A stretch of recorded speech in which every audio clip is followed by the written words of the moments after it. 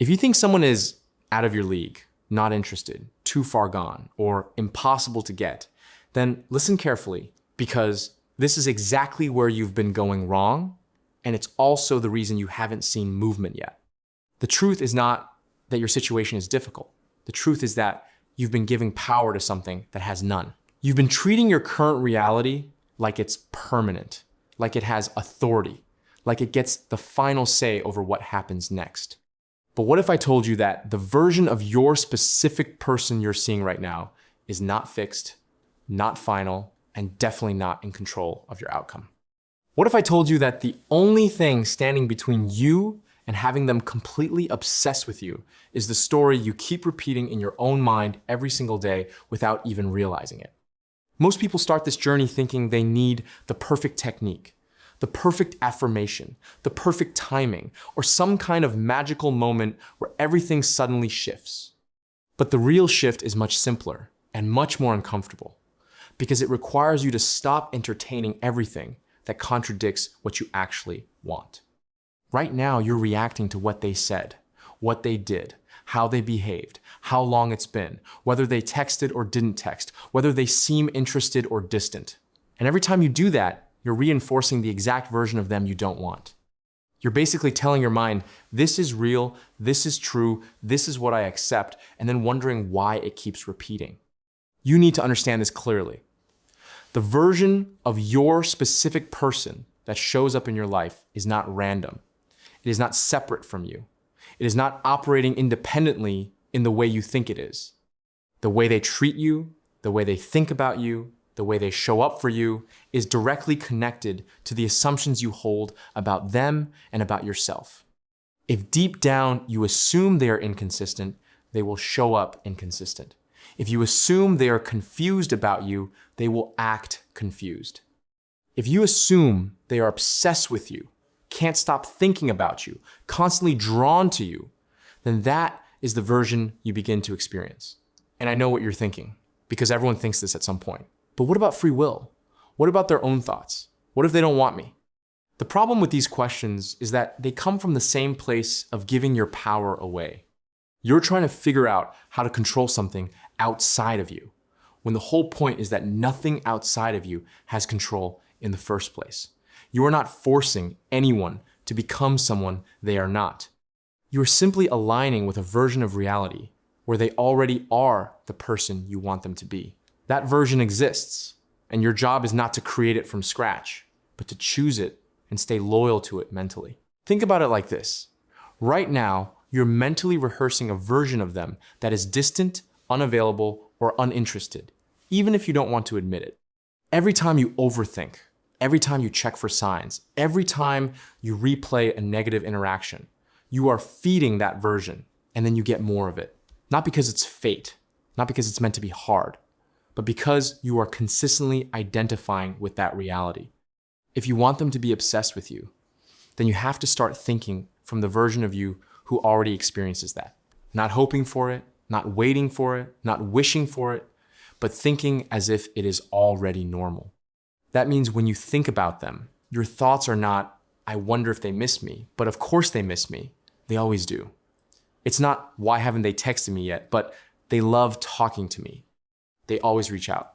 It's not, what if they moved on, but they can't get over me. I'm always on their mind. And this is where most people mess it up, because they try to do this for 5 minutes, 10 minutes, maybe a day or two, and then they go back to checking their phone, analyzing behavior, and reacting to the same old patterns. That's not persistence. That's flipping back and forth between two realities and wondering why nothing stabilizes. You have to decide which version is real to you and stick with it, especially when the outside world shows you the opposite. Because there will be moments where it looks like nothing is changing, or even worse, where it looks like things are going in the wrong direction.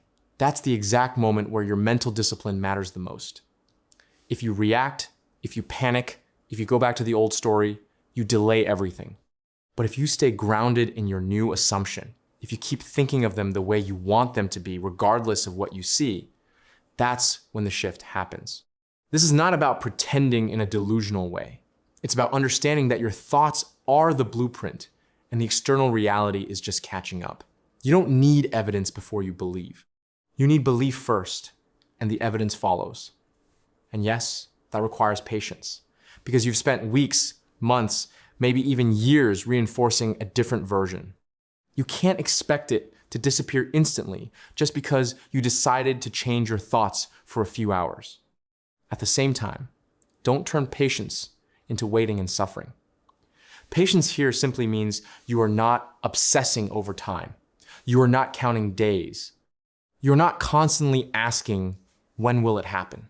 You are focused on embodying the version of you who already has what you want. That version of you is not anxious, not desperate, not chasing. That version of you feels chosen, desired, and prioritized. And let's talk about self-concept for a second, because this is another area where people get confused. You don't need to become a completely different person overnight.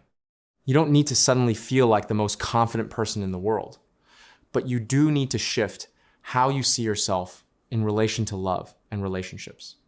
If you believe you are someone who gets ignored, someone who gets rejected, someone who has bad luck in love, then even if you try to affirm that your specific person is obsessed with you, there will always be resistance underneath.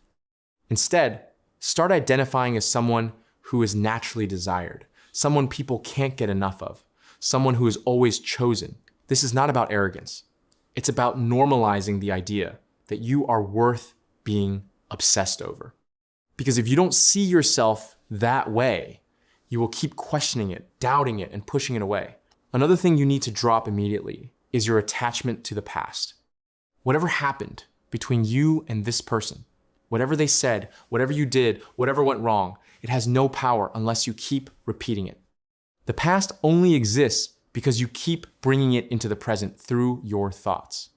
If you stop telling that story, if you stop identifying with it, it loses its grip on your reality. You don't need to analyze it, fix it, or understand it deeply. You just need to stop feeding it. Replace it with the version you actually want. See them differently in your mind. Hear them saying the things you want to hear. Feel what it would be like if they were already obsessed with you, already committed, already showing up exactly how you want. And yes, it might feel unnatural at first because you're used to thinking in a completely different way. But that doesn't mean it's wrong. It just means it's new. The more you repeat it, the more normal it becomes. And eventually, it becomes your default. At the end of the day, this is not complicated, but it does require consistency. You don't need 100 techniques. You don't need to keep searching for new methods. You need to control your thoughts in the direction of what you want and refuse to entertain anything else. Every time you think of them, you bring your mind back to the version where they are already obsessed with you, already choosing you, already showing up exactly how you desire. You are not waiting for them to change. You are deciding who they are in your reality. And once you fully accept that, once you stop giving importance to the old version and fully commit to the new one, things will start shifting in ways you didn't expect. The moment you stop asking, can this happen? And start assuming this is already mine, everything changes. Not because you forced it, not because you chased it, but because you finally aligned with it. And when you stay there consistently and unapologetically, your reality has no choice but to reflect it back to you. I hope this helped you. Subscribe, and I will meet you with another golden nugget soon. Happy manifesting.